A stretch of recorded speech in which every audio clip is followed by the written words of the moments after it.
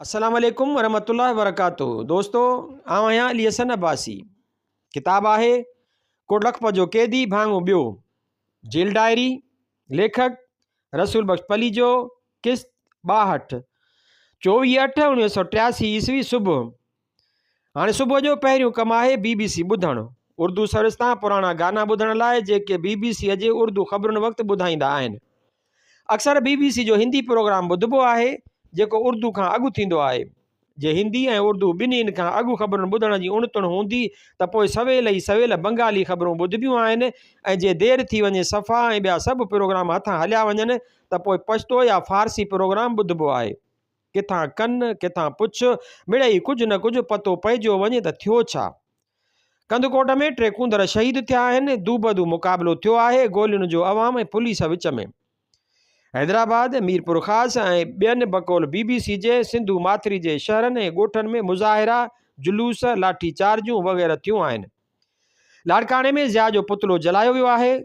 राति BBC सिंध जे तहरीक ते तबसरो कयो ऐं उन जे कारणनि जी पंहिंजे पर में उपटार कई। हिकिड़ो सबबु उहो बि ॿुधायई त सिंध में माओ ज़ेतुंग जा पोइलॻ बि सरगर्म आहिनि। चयाईं हिन तहरीक न रुॻो ज़िया ऐं मग़रबी ताक़तुनि पर ख़ुदि MRD जे लीडरनि खे बि हैरान करे छॾियो आहे। मतिलब त पिनकी खोर, सुस्त, निकमी, बुज़दिल, जाहिल ऐं सॼे जहान जी ॿुध सिंधी क़ौम माण्हुनि खे हैरान करे छॾियो आहे ऐं खेनि मजबूर कयो आहे त खेसि इज़त जी निगाह सां ॾिसनि। कल्ह वेठे ॻाल्हि कई, सर जी BBC जे ख़बरुनि जो टाइम थींदो त सभु क़ैदी अची रेडियन जे चौधारी मेड़ थींदा। जीअं ई पाकिस्तान बाबति ख़बरूं थींदियूं ऐं सिंध में माण्हुनि जे मुड़सीअ जी ॻाल्हि निकिरंदी, तीअं ई नारा लॻणु शुरू थींदा, जीए सिंध। अजगर सुबुह जो पुछियो, कल्ह छा थियो? असां राति सिंध जे ड्रामे में गश हुआसीं, सो BBC ॿुधीसूं कोन। ख़बरूं ॿुधायूंमांसि, उहो बि ॿुधायोमांसि त तालीमी इदारा बंदि कया अथनि जो शागिर्दनि गोड़ कयो आहे। चयाईं, ओ जी, वो मुंडे किथे रहण वाले आहिनि? ओते पावे मदरसे खोलो या बंदि करो, उन्हां ने त लड़ना आहे। ए साईं, उहे छोकिरा सिंधी किथे झल ॾियण वारा आहिनि? तालीमी इदारा खोलियो या बंदि करियो, हिननि खे त लड़ाई करणी आहे। ॼण नंढपण खां सिंधी शागिर्दनि जी बहादुर ऐं सरफ़रोश फितरत खां वाक़िफ़ हुजे। अख़बार आई आहे, नवाए वक़्तु खनास आहे। नूरानी वारी जमायत जमियत उलमा पाकिस्तान MRD में शामिल न थियण जो फ़ैसिलो कयो आहे। अलबत् जमायत साम्राजी वारे इतिहाद बाबति चयो अथसि त इब्तिदाई ॻाल्हि ॿोल थी आहे।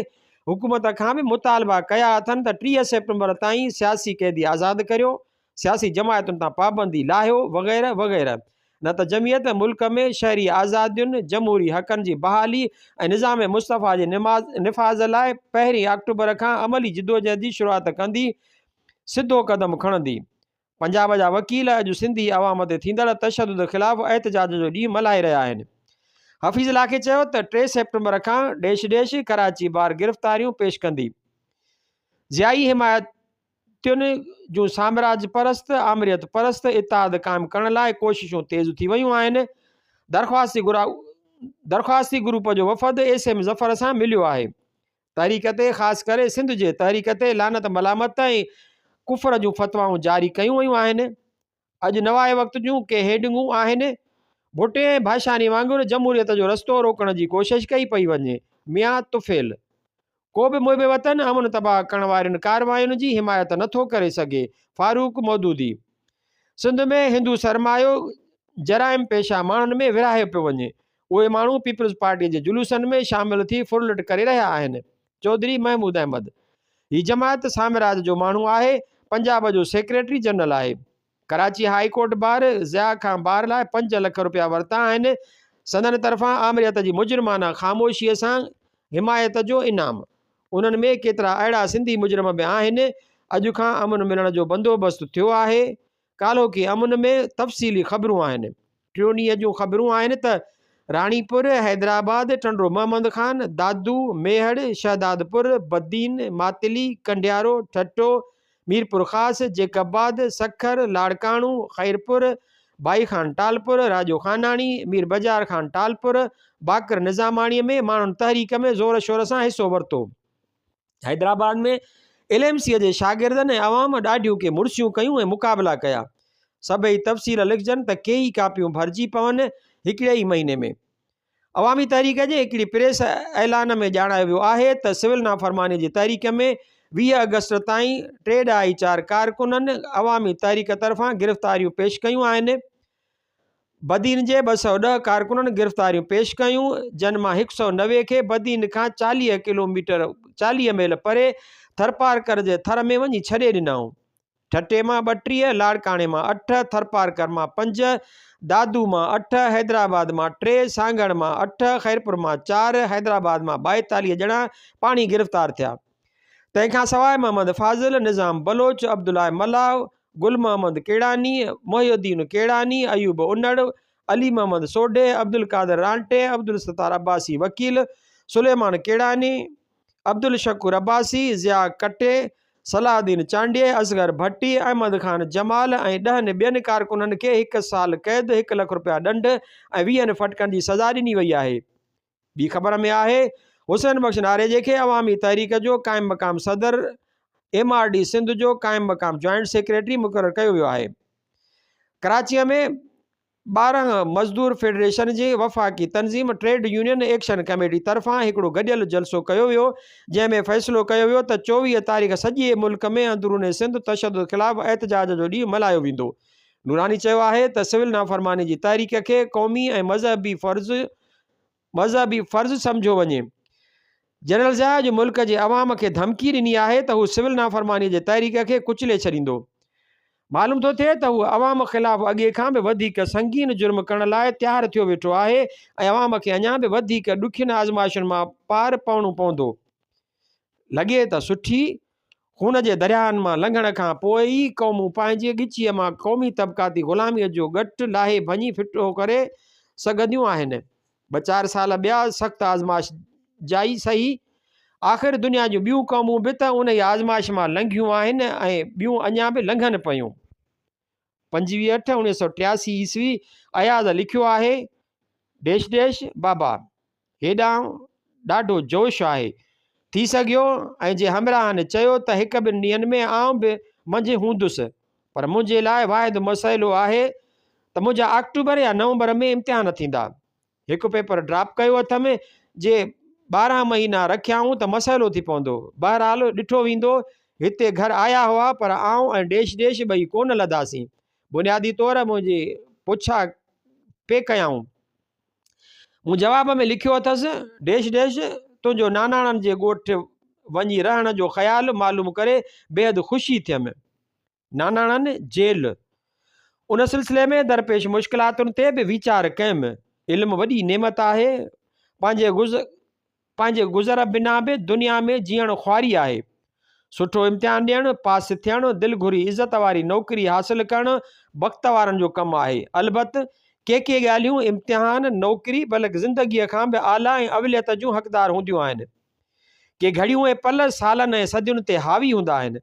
सही नमूने ॻोठु रहण जो तजुर्बो ज़िंदगीअ जो अजीब तजुर्बो आहे। उहो ज़रूरत महिल जेके सही माण्हू मिस कंदा आहिनि से सॼी उमिरि पछताईंदा रहंदा आहिनि। कल्ह शहदादपुर में भंजड्राह, लाठी चार्ज ऐं हवाई फायरिंग जा वाक़िया था ॿुधजनि। कन हथियारबंदनि तेल जूं ट्रकूं जलायूं आहिनि। कराचीअ में बि काफ़ी वठ पकड़ आहे। हिते डिविजनल हेडक्वार्टरनि में माण्हुनि गिरफ़्तारियूं ॾिनियूं आहिनि। PPअ जा सरमोरा हिते वारा अञा घरनि में लिका वेठा आहिनि। ॾिसिजे, दौलताना SM ज़फ़र अवाम जी ख़ासि करे सिंधी अवाम जी जिदोजहद जी हिमायत में ज़िया ख़िलाफ़ ज़बरदस्त बयान ॾिना आहिनि। वकीलनि जनाज़े निमाज़ पढ़ी हड़ताल कई ऐं जलसा कया कोर्टुनि जे अहाते अंदरि। सिंध जी जिदोजहद सरकारी चमचनि, कालम निगारनि जे बकौल आलम शाह बादशाह जे फूस ते लत ॾेई छॾी आहे ऐं सदन टिटियूं मुंझी पियूं आहिनि। हिकिड़ो ख़ासि CIA जो एजेंट नज़र ईंदड़ सहाफ़ी अॼोकी जंग में लिखे थो, चूंडुनि जे रिथियल सरकारी प्रोग्राम ऐं सरकारी मिल्कियतुनि ख़िलाफ़ MRD जी तहरीक जारी आहे। हुकूमत 14 अगस्त खां अॻु चूंडूं कराईंदी, हिकिड़ी न 4 चूंडूं कराईंदी, पर MRD वारनि उहा ॻाल्हि ॿुधी अणॿुधी करे 14 अगस्त खां पंहिंजी तहरीक शुरू करे छॾी, जेका BBC जी मदद सां हले पई। MRD जे केतिरियुनि जमायतुनि मसलन जमियत उलमा इस्लाम ऐं तहरीक इस्तिक़लाल वग़ैरह वारनि क़ौमी मिल्कियतुनि खे तबाह करण जी हिन तहरीक तां हथु खणी छॾियो आहे। फ़क़ति पीपल्स पार्टी ऐं उहे अंसर जेके हिन मुल्क में जमहूरियत जी बहालीअ जे इम्काननि खे ख़तमु करणु ऐं बबर कारमल जे इम्काननि खे रोशन करणु चाहिनि था, अॼुकल्ह पुलिस मुक़ाबले में मसरूफ़ आहिनि। हिकिड़े पाकिस्तानीअ जे अदब वारी गुज़ारिश आहे त सदर साहिब जन फ़ौरन सिंध तशरीफ़ खणी वञनि, उते मसइलो मक़ामी वधीक आहे, उनखे हल कनि, सिंध जी इंतिज़ामिया में मुनासिब तब्दीलियूं कनि। संदन ज़ात में हिकिड़ो ख़ासि एतमाद ऐं कशिश आहे। संदन दिलियूं मोइण जी रीत जो ज़मानो क़ाइल आहे, उहे हालतुनि खे संभाले सघनि था।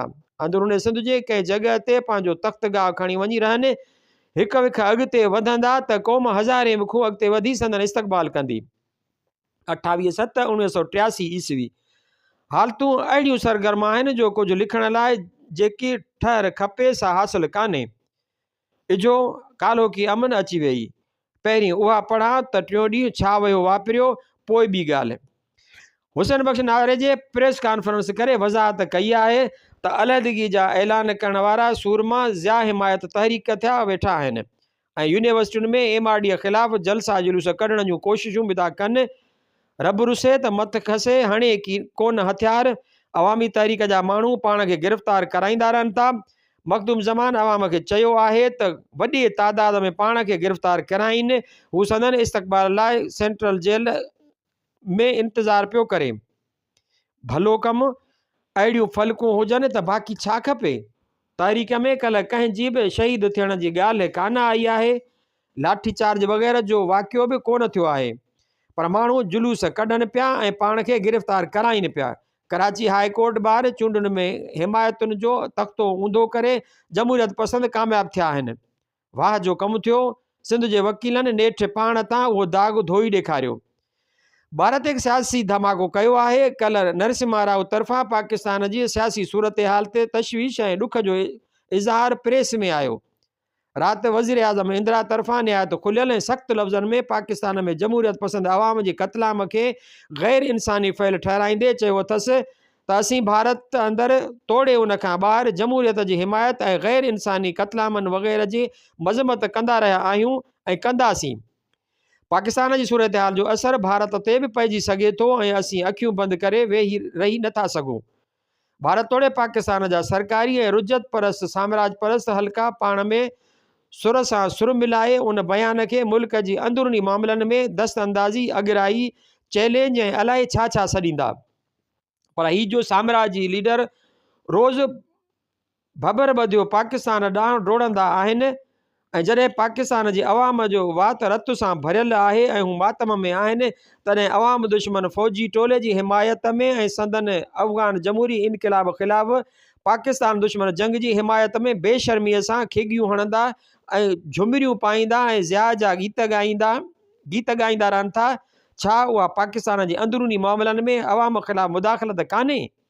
ज़िया ऐं ॿिया रुजत परस्त ऐं साम्राज परस्त सॼो ॾींहुं सिखनि खे खाइण ख़राबु करण लाइ सिख यात्रियुनि अॻियां ठुमरियूं कोन पिया ॻाईंदा रहनि था। ॾखिण अफ्रीका जी नस्ल परस्तनि जी सॼी दुनिया मज़म्मत पई करे त उहो बि कोन पियो चए छा त उहा असांजी अंदरूनी मामलनि में मुदाख़लत आहे। दरअसल दुनिया हींअर हिकु आहे। सॼी दुनिया जा अवाम दुश्मन साम्राजी छाड़ता पाण में ॿिठा आहिनि।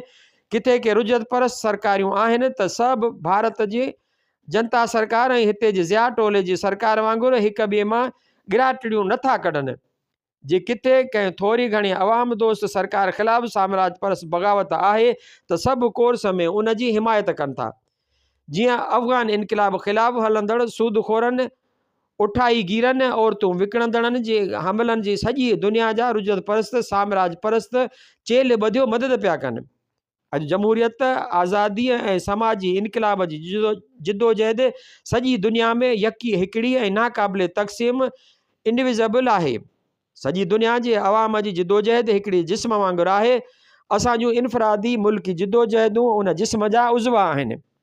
हिकिड़े उज़वे खे कंडो लॻंदो त सॼे जिस्म ते उनजो असरु पवंदो। सुभाणे ख़ुदा न करे भारत ते अमरीकी साम्राज जो कब्ज़ो थी वञे ऐं को साम्राजी पिठू फ़ौजी टोलो भारतीय अवाम जे छातीअ ते चढ़ी वेही रहे त असांजी जमहूरियत पसंदि अवाम जो हक़ ऐं फ़र्ज़ु थींदो त भारतीय जमहूरियत पसंदि अवाम जी पिठू टोले ख़िलाफ़ु मदद करे। हिक ॿिए जी मदद करण जो हक़ रुजत परस्त साम्राजी ऐं संदन छाड़ता रुगो पाण लाइ महदूद ऐं महफ़ूज़ रखणु घुरनि था। अवाम खेनि ईअं करणु न ॾींदा। 29/8/1983 ईस्वी कल्ह मींहुं पियो हिकु थियो आहे। राव रशीद अमन जंग नवाए वक़्तु पढ़ी हींअर ॿाहिरि टंग डिघी करणु वियो आहे। ॿाहिरि माना कमरे खां ॿाहिरि वार्ड अंदरि सॼो ॾींहुं था अख़बारूं पढ़ूं ऐं तबसरा करियूं। सॼी दुनिया में अख़बारूं वधीक पढ़ंदड़ माण्हू उन्हनि जेलनि में लभंदा जिते सियासी क़ैदी बंदि आहिनि। तबसरा बि सभ खां वधीक उते। अॻे हिकिड़े दफ़े फाज़ल जेल मां ॿाहिरि निकिरी अची सियासी तबसरा कया। ॿुधी हैरान थी वियुसि। अची अपचीअ जे वाक़फ़ियत ऐं उते बि ख़बरुनि खां वधीक तबसरो, सो हिते बि असांजो साॻियो कमु आहे। भारतीय वज़ीर आज़म जे बयाननि ते रू चालू आहे। ॼण पाकिस्तान जी मौसूम हुक्मरान तबिके जी बेदाग़ सियासी असमत सां माई हथ चुरांद करे विधी आहे। केॾा था वीचारा मासूम रांभाड़ कनि। हो हुक्मरान तबिका अवां जी मुनाफ़िकी ऐं मकारी पाण सॼो ॾींहुं ख़ालिस्तान जा गीच ॻाईंदा वतनि, सो ॼण त कुझु बि कोन्हे। अॼु नवाए वक़्त जूं कुझु हेडिंगूं ही आहिनि। मुल्की मामलनि बाबति सदर ज़िया सां जमायत इस्लामिया जे लीडरनि जी ॻाल्हि ॿोल। दिल्लीअ में पाकिस्तानी सफ़ीर जी रिहाइश जे साम्हूं भारतीय शागिर्दनि जो मुज़ाहिरो। लंडन में पाकिस्तानी सफ़ारतखाने जे ॿाहिरि अलहदगी पसंदनि जो मुज़ाहिरो। अताउल्ला मेंगल ऐं जाम सादिक जूं बाग़ियाना तक़रीरूं। अख़बारुनि में सिजावल गढ़ी ख़ुदा बख़्श नऊं देरो टंडो जाम शहदादपुर में मुज़ाहिरनि जुलूसनि ऐं हैदराबाद कराची मुल्तान सरगोदा ॿियनि घणनि हंधनि ते गिरफ़्तारियुनि जूं ख़बरूं आहिनि। अॼु नवाए वक़्तु हीअ ख़बर बि शाया कई आहे। सुर्खी आहे सिविल नाफ़रमानीअ जी क़यादत खाबी दुर्जूं जमायतूं करे रहियूं आहिनि। ख़बर आहे हैदराबाद 28 अगस्त नामा निगार लंदन जे अख़बार गार्जियन पंहिंजे 23 अगस्त जे पर्चे में हिकु रिपोर्ट छापी आहे जंहिंमें चयो वियो आहे सिंध में सिविल नाफ़रमानीअ जी तहरीक जी अमली रहनुमाई खाबी दुर्जे सिंधी अवामी तहरीक करे रही आहे। वॾी पार्टी पीपल्स पार्टी आहे। हूअं हर पार्टी पंहिंजे वितार जिदोजहद करे रही आहे। GM साहिब अख़बारी ऐलान करे MRD खां लातालुकीअ जो ऐलान करे छॾियो आहे। 14 अगस्त खां अॻु अवामी तहरीक पंहिंजो पार्ट अदा करे पई। दरअसल हीअ तहरीक समूरे सिंधी अवाम जी आहे जंहिंमें हर को पंहिंजे पतीअ जी ड्यूटी ॾिए पियो। गोश्त हींअर आयो आहे 1:30 बजे। हाणे ॿोड़ रधिबो या ॿोड़ रधिजे तॾहिं मज़लूम अवाम खाईंदो। डॉक्टर सवेल थी विया। डॉक्टर न्याज़ी ऐं डॉक्टर इम्तियाज़ खे नज़रिया पाकिस्तान जी ॾाढी ॻणती आहे। बसि वीचारो मरियो ठरियो रहे। अॼु बि वॾो बहस हलियो इस्लामी निज़ाम जी निफ़ाज़ मज़हब ऐं सियासत इक़बाल ऐं मौजूदा हालतुनि ते। हिते जा हुक्मरान तबिकनि जा पोइलॻ अक्सर पढ़ियल कढ़ियल माण्हू बि नज़रियाती ऐं सियासी मामलनि बाबति अहिड़ियूं असर पोटाणियूं ॻाल्हियूं कंदा आहिनि जो माण्हू न भाए त हिननि जे हाल ते क़यास करियां या मथनि काविड़जां। हिकिड़ो इस्म आज़म ठहियो पियो आहे फलाणो गदार फलाणो काफ़र। इस्लाम पाकिस्तान इस्लाम मुकम्मल निज़ाम हयात आहे। निफ़ाज़ इस्लाम अलामा इक़बाल क़ाइदे आज़म सालमियत ऐं इस्तेहकाम जा नारा हणंदा ऐं मुल्क खाईंदा रहो। हीअ वीचारा भाइनि था त सॼी उमिरि उन इस्म आज़म जे फीणे सां सॼे पाकिस्तान बल्कि सॼी दुनिया जे अवाम खे बेहोश करे सॼो मुल्क सॼी दुनिया भेले कलर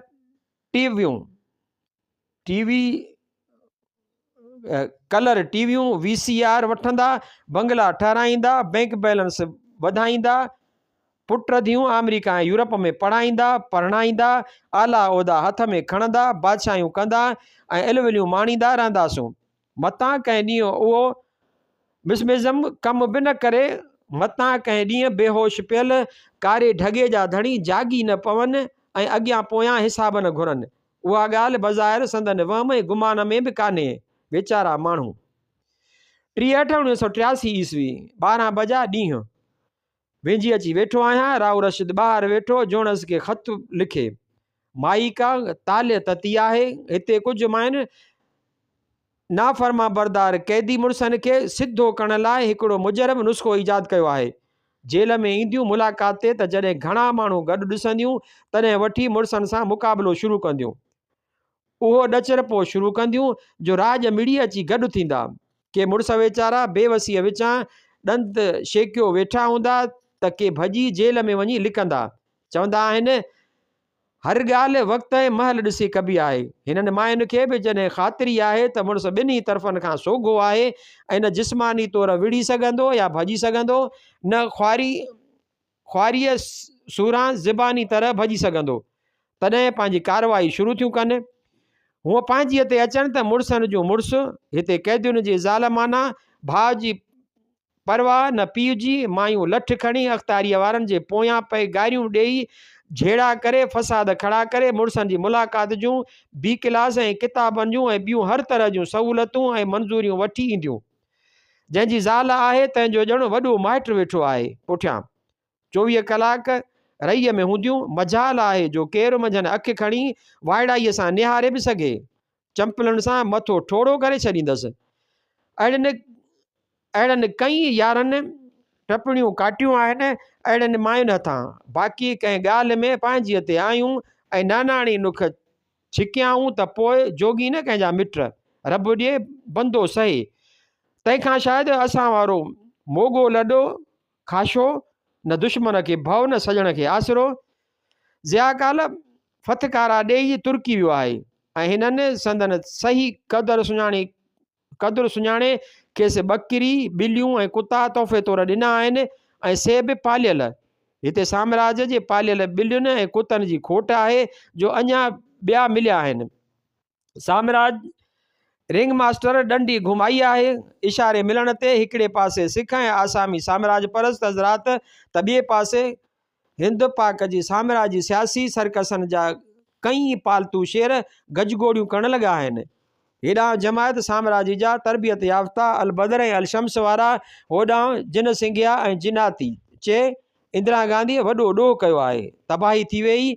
जीअं जिन सिंघिया ऐं जिनताई साम्राजी छाड़ता हिंदुस्तान में पंहिंजी साम्राजी दुश्मन हुकूमत ख़िलाफ़ु बकूं पिया कनि, तीअं जेको हिते जी हुकूमत जे अफ़गान पॉलिसीअ ख़िलाफ़ु साफ़ साफ़ ॻाल्हि आहे त हिते कहिड़ो न कोराम मची वञे। जेकर ज़िया धमकियूं ॾेई वियो आहे त जमहूरी तहरीक खे कुचले छॾींदुसि। चए थो ज़िम्मेवार सियासतदाननि सां मिलां पियो, बाक़ी ॿियनि रिफ टटू टोपड़नि सां न मिलंदुसि। उहा ॻाल्हि ॿुधी कन हमराहनि खे गैरत आई आहे। न्याज़ीअ बि ॻाल्हायो आहे। रफ़ीक बाजवा जमायत इस्लामीअ जा चङा पोल पधरा कया आहिनि। खेसि तावन फरोश बेज़मीर सरकारी छाड़ता साबित कयो अथसि। पागार चयो आहे त साॼी धुर जो इतिहादु छाजो। एसएम ज़फ़र चए थो त अञा देरि आहे। सिंध में तहरीक जारी आहे ऐं पंजाब में बि फैलिजे पई। सरहद पेशावर बलूचिस्तान ऐं कोटिया में माण्हू पाण खे गिरफ़्तार कराइनि पिया। तहरीक शायदि घटिजण बदिरां वधीक फैलिजे। बहरहाल छा बि थिए, उन फ़िलहाल त साम्राजी छाड़तनि जूं रदियूं कुनियूं ऊंधियूं करे छॾियूं आहिनि। जतोई साहिब जो पुट बि रूपोश आहे। चए तहरीक मुनज़म पियो करियां। लंडन पीपल्स पार्टीअ जे माण्हुनि काउंसिल ठाही आहे तहरीक हलाइण लाइ। हालैंड में हिते जी हुकूमत ख़िलाफ़ु मुज़ाहिरा थिया आहिनि। 31/8/1983 ईस्वी सुबुह 8 सुबुह जो BBC ऐं ऑल इंडिया रेडियो ते ख़बरूं ॿुधी वेठा आहियूं। हालनि में 40 खनि माण्हू ज़ख़्मी थिया आहिनि। कराचीअ जे हिकिड़े वकील खे 1 साल क़ैद, 15 फटका ऐं 15 लख ॾंढ विधो वियो आहे।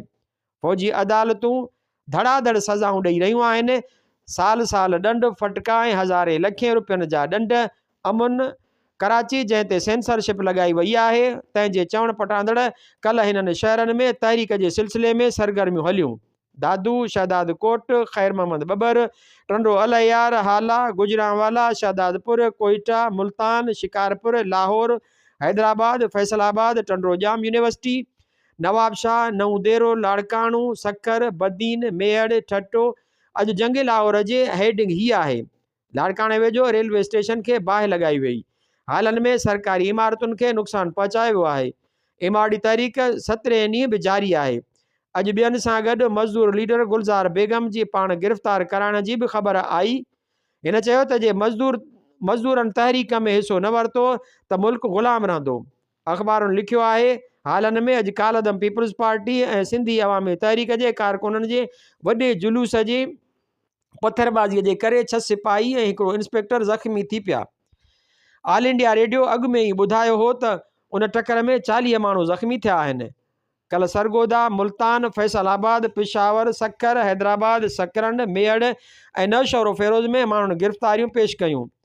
जामशोरे, हालन, नौशहरो फ़िरोज़, सकरंड, मेहड़ ऐं ॿियनि हंधनि ते माण्हुनि जुलूस कढिया। जैकबाद में माण्हुनि लिक चोरी मार्शल लॉ जे हेडक्वार्टर खे बाहि ॾिनी जा पोइ विसाई वई। पागारे चयो आहे त ही हालतूं हुकूमत जूं पैदा कयल आहिनि, ज़िया ना तजुर्बेकार आहे। हिन हिकिड़ी ॾाढी अहम ॻाल्हि चई त माण्हू दीन न पर दुनिया था घुरनि, पंहिंजा पैदाइशी हक़ था घुरनि।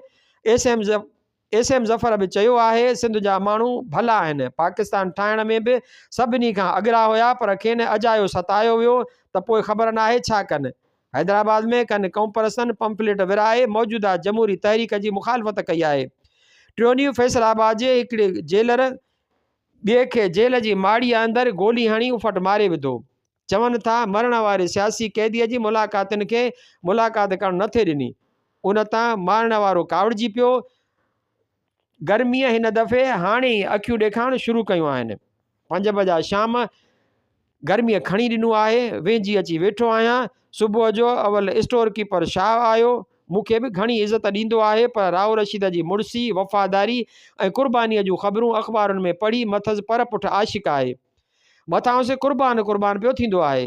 राव हुज़ूर शर्म माण्हू आहे, कमु कोन चएसि, पर हू ॼण पेर भर बीठो हूंदो आहे। ॻाल्हियुनि तां ॻाल्हियूं कंदे मालूम थियो त शाह MA अंग्रेज़ीअ लाइ करे वेठो आहे, MA अंग्रेज़ी ला करे वेठो आहे। पुछियोमांसि त नाविल ऐं शेर कोर्स में हुआ? चयईं हाओ। नाला पुछियामांसि के ॿुधायई? चयोमांसि त के मूंखे ॾे।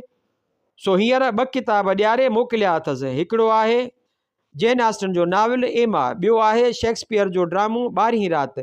ड्रामो पढ़ियल अथमि, प्राइड एंड प्रिजुडिस ऐं सेंस एंड सेंसिबिलिटी संदसि ही, ऐं 2 ॿिया नाविल कोन पढ़ियल अथमि। मज़ा थी विया, ईअं लॻो ॼण पुराणा विछड़ियल दोस्त मिली विया। सुठा किताब बि सचपच दोस्त थियनि था, उन्हनि जी बि यादगिरी अचे थी ऐं उन्हनि सां वरी मिलण जी उकीर बि थिए थी। बेगन मस इस्तीफ़ा ॾिनी आहे। साम्राजी प्रोपेगेंडा मशीनरी ईअं थी ॻाल्हि करे ॼण इसराइल जा हुक्मरान तबिका बेगन खां पोइ बगड़नि मां फिरी घेटा थी पवंदा। पर जहिड़ी छाली तहिड़ी पनी, अधो मोह अधी ॼाई, असीं ओतिरे जा ओतिरा। अमेरिका लिबनान में जहिड़ो कर फासी पियो आहे। दरोज़न ऐं शियन मुसलमाननि सां साॻिए वक़्तु जंग छेड़े वेठो आहे। ॿिन्ही ख़िलाफ़ छिता हमला ऐं ताक़त जा मुज़ाहिरा पियो करे, ॼण कंहिं वॾी ताक़त सां मुंहुं पियो ॾिए। उहे धंधा कयाई त थी सघे थो त लबनान संदसि वास्ते मुख़्तसर अरसे लाइ हिकिड़ो नंढड़ो वियतनाम बणिजी पवे। मरकज़ी अमेरिका में एल सल्वाडोर ऐं निकारागुआ में अमेरिका गोरीला जंग जे मैदान में हारायल बाज़ी सिफ़ारती टेबल ते वरी खटण जूं अटकलूं पियो करे। बहरहाल जे बाइज़त ठाह थी वियो त भलो कमु थींदो। वियतनाम में बि नेठि ठाह ई फतेह जो मैदान तयारु कयो। ज़िम्बाब्वे में बि ईअं थियो। उहो अंग्रेज़ी नुस्ख़ो आहे। अणागियुनि जायुनि ते इज़त सां जान छॾाइण जो ॾिसूं छा थो थिए। उॼाणनि मां ॾिसिजे थो त सिंध में माहौल सख़्तु गरम आहे। हुकूमत ज़ुल्म ज़बरदस्तीअ सां हदूं करे छॾियूं हूंदियूं। SP अॻियां लाहे नवां रखिया अथनि, के खटक के ॿिया। देश अची सिंधू कूड़े तन, कारा कका काबली जीअं चेला टा चुहटनि। पाण वारा राज वसऊं कोन घटाईंदा, बाक़ी बेवस उठनि ॿार छॾिया। सा ॻाल्हि त आहे ई, ख़ुदा कंदो चङी थींदी। हिते चङो मांडाण मतल आहे। अख़बारुनि में कुझु ड्रामा, कुझु हक़ीक़ी ख़ौफ़ त खाधनि ऐं खुराकनि जो छा थींदो। अॼु डॉक्टरनि सां ॾाढो बहस थियो। ॻाल्हि त अहिड़ी कई डॉक्टर न्याज़ीअ चए सिंधी घर मां ॿाहिरि ई नथा निकिरनि, फ़ौज में अचनि था त दाहूं करियो भॼियो वञनि। खेसि चङी कवाली ॿुधणी पई, पर हर वक़्तु डपु अथमि त मतां इस्लामी जोश में ओवरडोज़ न ॾेई विझां ऐं हमराह खुड़ीअ ते अहिड़ो ज़ोर ॾियनि जो वरी हथ ई न अचनि। हिकिड़ा यार अॻु ई भॼाए वेठो आहियां। जंहिं यार खे 15 लख ॾंढु विधो अथनि ऐं संदसि मिल्कियत नीलाम करण जो हुकुम ॾिनो अथनि, सो आहे सिद्दीक़ खरल वकील सखर जो। सवेल मलका पुखराज ऐं धीणस ताहिरा सैद जो हिकिड़ो ज़बरदस्त पहाड़ी लोकगीत ॿुधुमि। अल्लाह बेलो आहो मौला बेलो आहो, धुन का हुई छा। ग़रीब ज़ाल मुड़ुस पोरिहे लाइ परदेस ॾांहुं मोकिले थी, चए थी त घर में दाणा कोन्हनि, बाजरीअ जी मानीअ जा सुकल टुकर जहिड़ा पथर। मुड़ुस मूंखे छॾे वियो कमाइण, मुंहिंजे ज़ोर भरण ते कावड़िजी, रुसी परदेस कमाइण लाइ वियो आहे। ख़ुदा संदसि ॿेली ऐं मददगार हुजे, शाल सलामतीअ सां ऐं कामयाबीअ सां मोटे। अलाह बेलो आहो मौला बेलो आहो।